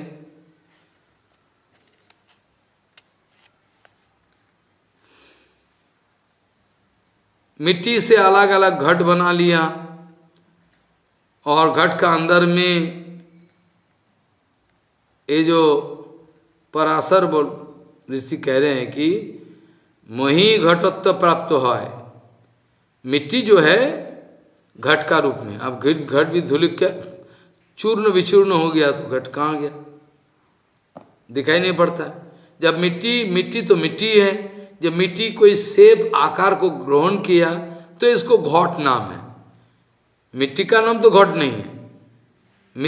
मिट्टी जो एक शेप एंड डिजाइन लिया, आकार आकृति, तो ये तो घट का रूप में प्रकट हुआ, इसका नाम घट पड़ गया। और जब फिर धूलिसात हो जाए तो इसका बाद मिट्टी से मिल जाए। शरीर भी ऐसा है, पंचभूतों का चीजों को ले, पंचभूतों का जब खेती बम सारे के सारे लेकर जब निर्माण हो रहा है मातृगर्भ में, शरीर का निर्माण, और उसके बाद ये निर्माण होने का बाद जन्म लेता जीवात्मा, जन्म लेने का बाद कुछ समय तक रहा और फिर शरीर छोड़ दिया तो पंचभूत में चला गया। खेती मिट्टी का अंश जो मिट्टी में गया, पानी का अंश जो पानी में गया, तेज तत्व जो है तेज में गया, मरुत वायु का जो जो अंश है वायु में गया, बोम आकाश का अंश आकाश में मिल गया। ऐसा ही है। इसीलिए भगवान कह रहे कि आश्चर्यवत् पश्यति कश्चित् एनम, आश्चर्यवत् वदति तथैव चान्य। आश्चर्यवत् चैनम मन्नः शृणोति श्रुत्वापि एनम वेदो न चैव कश्चित्। ये आत्म वस्तु है, हैरान करने वाला वस्तु है, आश्चर्य की वस्तु है। कोई आदमी विस्मय से अभिभूत होकर कह देते हैं कि क्या आत्मवस्तु क्या है, किसी को पता नहीं।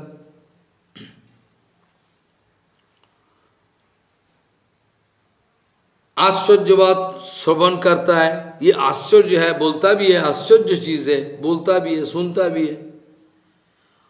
और इतना सुनने का बाद भी, इतना समझने का बाद भी अपना डायरेक्ट रियलाइजेशन में उतारता नहीं, विचार में उतारता नहीं, वास्तव विचार में, रियलाइजेशन अनुभव सहित जो विचार इसमें उतारता नहीं। इतना सुनने के बाद भी, इतना सुनने के बाद भी हैरान होकर रह जाता है कि क्या वस्तु है ये। आश्चर्यवत् पश्यति चैनम, देखते रह जाता है, ये आश्चर्य वस्तु है।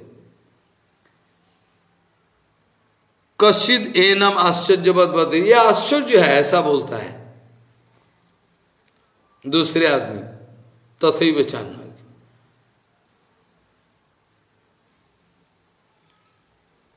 ये सोचता है कि आत्मवस्तु सचमुच गंभीर है। आज सुनने का बाद, इतना प्रवचन सुनने के बाद आत्मवस्तु का रियलाइजेशन नहीं हो पाता। आश्चर्यवत् पश्यति कश्चित् एनम आश्चर्यवत् वदति तथैव चान्यः आश्चर्यवत् चैन्य मन्नः शृणोति श्रुत्वापि एनम वेदो न चैव कश्चित्।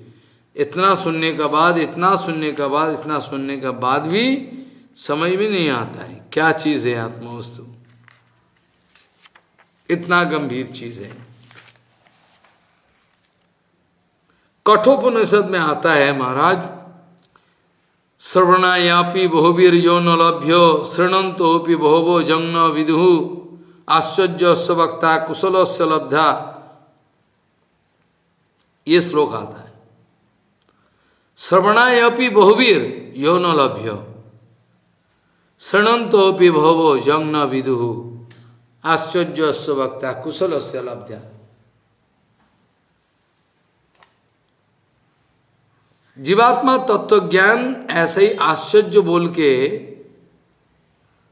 नाना किस्म का तरह तरह का भ्रम युक्त मतवाद प्रचार होते रहता है।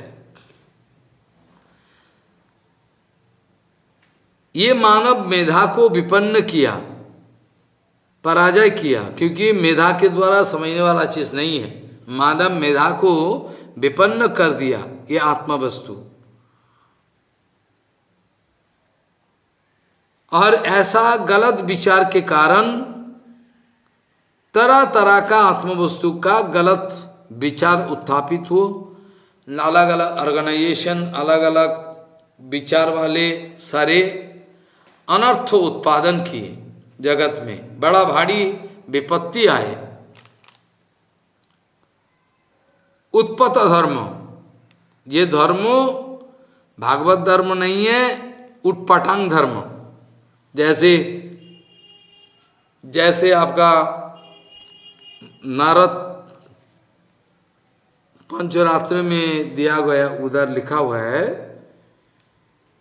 जे श्रुति स्थिति पुराण आदि, श्रुति स्थिति पुराण आदि पांचरात्रिक विधिंग बिना एकांत के हरेर भक्ति उत्पात ही विकल्पति। ये उत्पाती है। आत्मवस्तु का जानकारी किसी को नहीं है। आत्मतत्वविद पुरुष जगत में सुदुर्लभ है। अगर है भी आपको पता नहीं चलेगा, क्योंकि आप अभिमान के द्वारा अभिभूत हो। अगर है आत्मतत्वविद जगत में बिल्कुल नहीं है, हो ही नहीं सकता है, लेकिन हमको पता नहीं चला। सो श्रवणाय अपि बहुवीर्यो न लभ्यो शृणंतोपि बहुवो जंग विदुः आश्चर्य अश्याब कुशल लभ्य। आश्चर्य अश्वत्थ कुशलनु श्रेष्ठ।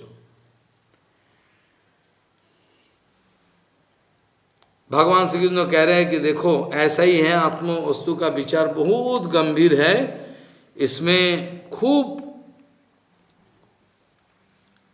विचार करके आगे बढ़ना है। देहि नित्यम अबद्ध अयम देहे सर्वस्व भारत तस्मात् सर्वाणि भूतानि नम तम सचितुम अर्हसि। देहो पकड़ के जो जीवात्मा सब आए हुए हैं, देहधारी जीव जीवात्मा सकल, ये सब अनित्य शरीर है, लेकिन फिर भी नित्य है। ये सारे देही जो है, देहो नहीं, देव तो शरीर है, देही मतलब देव का अंदर जो है, ये नित्य है। अबद्धो कैन नेवर बी किल्ड, मारा नहीं जा सकता, इसको खून करना संभव नहीं। अबद्ध रूप में विराजित है। सुतरां इसीलिए मैं कहता हूं कि भूतगणों के लिए, सारे जीवों के लिए, इतना सारे ये भूतों, ऐसा जितना सारे भूतोग्राम हैं, इन सभी के लिए तुम्हारा शोक करना उचित नहीं होगी। देहि नित्यम अबद्ध अयम देहे सर्वस्व भारत तस्मात् सर्वाणि भूतानि नातम सचितुम अर्हसि। इसका लिए तुम्हारा शोक करना बिल्कुल उचित नहीं होगी। अगर फिर भी नहीं मान रहे हो, अगर फिर भी आप नहीं मान रहे हो, तो ये विचार है स्वधर्मम ओपी चावेक्षो। आप अभी तक कृष्ण आत्म तत्व का विचार बनाते बनाते बनाते यहां तक आया, अचानक आत्म तत्व का विचार छोड़ के डायरेक्ट जंप लगाया। कहाँ? बोले यह स्वाभाविक जो नियम है, जो बोलता है बाकी उठा के रखा है, बाद में चर्चा होगी। ये आत्म तत्व का अभी तक जितना चर्चा हुआ हो पाया, उसका बाद कृष्ण तुरंत उस प्लेटफॉर्म से इधर आ गया। कौन सी माना अभी बोल रहा है कि देखो सधर्मम ओ पिचावेक्षो। अच्छा, वो सब बात अगर नहीं भी माना, फिर भी अपना सधर्म जो है अर्थात वर्णाश्रम धर्मों का जो विभाग इसमें आ गया। वो सब विचार फिर उठाएंगे बाद में, अभी रख दिया विचार, गहरा विचार।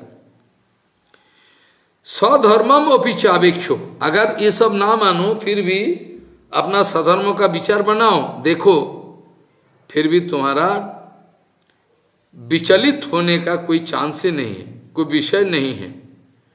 सधर्मम अपि चावेक्षो, अगर ये सब छोड़ भी दिया, सधर्मों भी अगर देखो, ये सब विचार तो है, और फिर भी ये सब धर्म, ये सब विचार आपने सुन लिया, फिर भी सधर्मम ओपि चावेक्षो, अगर सधर्म के बारे में और सधर्म का वो दृष्टि डालो, तो इसमें भी आपका न विकम्पितुम अर्हसि, तब भी तुम्हारा विचलित होना उचित नहीं है।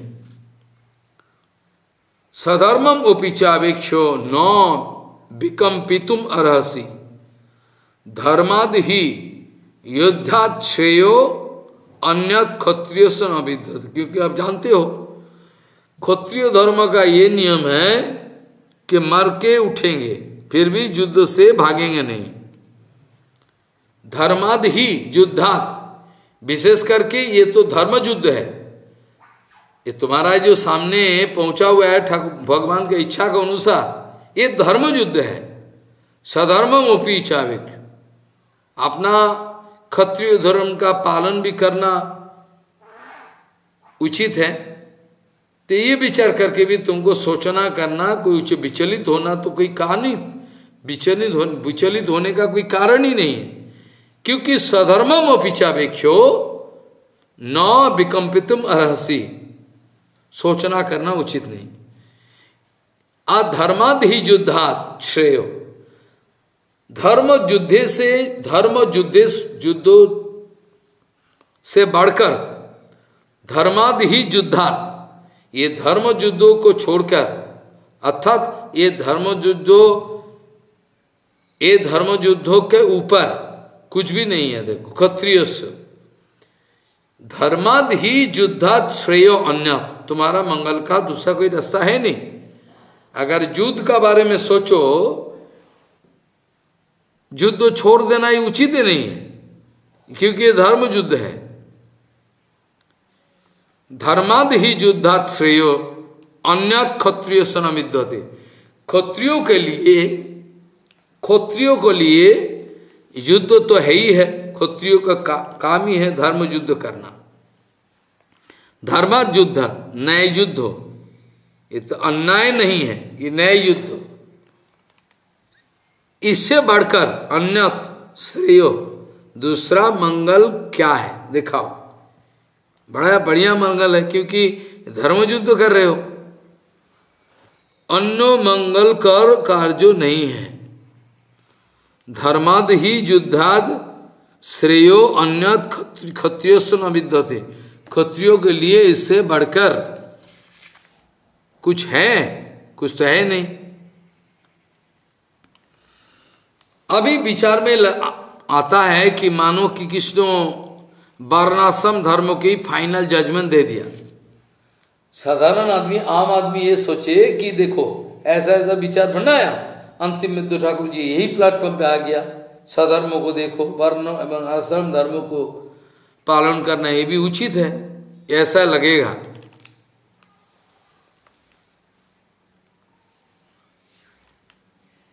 ये क्षत्रियों का जो धर्म है पहले हम बताया था, क्षत्रियों का लिए जो धर्म है, वैश्यों का लिए धर्म है, ब्राह्मण के लिए वर्ण है, सारे हमने बताया।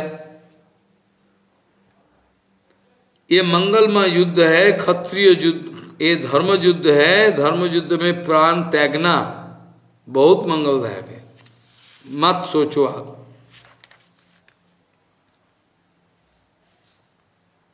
इसमें मंगल ही मंगल आपका। आत्म तत्व के विचार के द्वारा अर्जुन का शोक और मोह उचित नहीं है। ये धीरे धीरे बहुत सारे युक्त शास्त्रीय विचार के द्वारा भगवान प्रमाण कर दिए, और अंतिम में भगवान अभी जो सधर्म पालन परान्मुख, सधर्मों को पालन करना उचित है, इसका युक्ति देते देते अभी यहाँ तक आए। क्षत्रियों के लिए युद्ध करना ही उचित है। इस युद्ध में प्राण अगर जाए फिर भी मंगल है कि स्वर्ग को प्राप्त होगा। युद्ध प्राणवध होने से ऐसा करके धर्म युद्ध का बारे में तर्क उठाए ठाकुर जी। और बाद में जदृच्छया चोपपन्नम स्वर्गदारम अपावृतम सुखीन क्षत्रिय पार्थो लभंते युद्ध में दृश्यम। हे पार्थो, पृथा देवी बुआ का नाम उठाए, थोड़ा अपना हृदय के जब प्रेम प्रीति है उसको प्रकाश करने के लिए। जदृच्छा माने भगवान का इच्छा का अनुसार। ये तो जोर जबरदस्ती युद्ध नहीं है। पांच पांडवों ने जोर जबरदस्ती युद्ध करने का कोशिश नहीं की, यहाँ तक कि भगवान श्री कृष्ण को दूत बनाकर भेजा, फिर भी कोई समाधान नहीं निकला। तो जदृच्छा चोपमान्यम स्वर्गदारम अपावृतम। अगर ये युद्ध उपस्थित हुआ जदृच्छा, ये तो कोई जोर जबरदस्ती नहीं, ये होनहार का खेल है, हाँ होना ही था, इसलिए वह जदृच्छा क्रमे उपस्थित स्वर्गदार स्वरूप के युद्ध में शरीर छोड़ने से स्वर्गों को प्राप्त करेगा। जदृच्छया चोपपन्यम स्वर्गदारम अपावृतम सुखिन क्षत्रिय पार्थो लभंते युद्ध। ऐसा मापिक जो युद्ध है, ऐसा मापिक जो युद्ध है, ये भी बड़ा प्राप्त होना कोई सामान्य बात नहीं है। ऐसा मापिक जो युद्ध है, वास्तव युद्ध जो है, धर्म युद्ध, इसको भी प्राप्त करना कोई सामान्य बात नहीं है। तो मान जाओ आप, हे पार्थ, अहो भाग्य से ऐसा मापिक युद्ध को प्राप्त करता है। विशेष करके जो क्षत्रिय है उसका लिए तो बहुत मंगलदायक। अविद्यायाम अंतर्वर्तमान स्वयं धीर पंडितो मन्यमान दंगदम्यमान परिशंति मूढ़ा अंधन्नैवो नियमान यथांधा। अविद्यायाम अंतर्वर्तमान स्वयं धीरा पंडितो मन्यमान दंद्रम्यमाना परिशंति मूरा अंधेन्नैव नियमन यथांधः। वांछा कल्पतरुस्य के पास पतितानं पावनेभ्यो वैष्णवेभ्यो नमो नमः।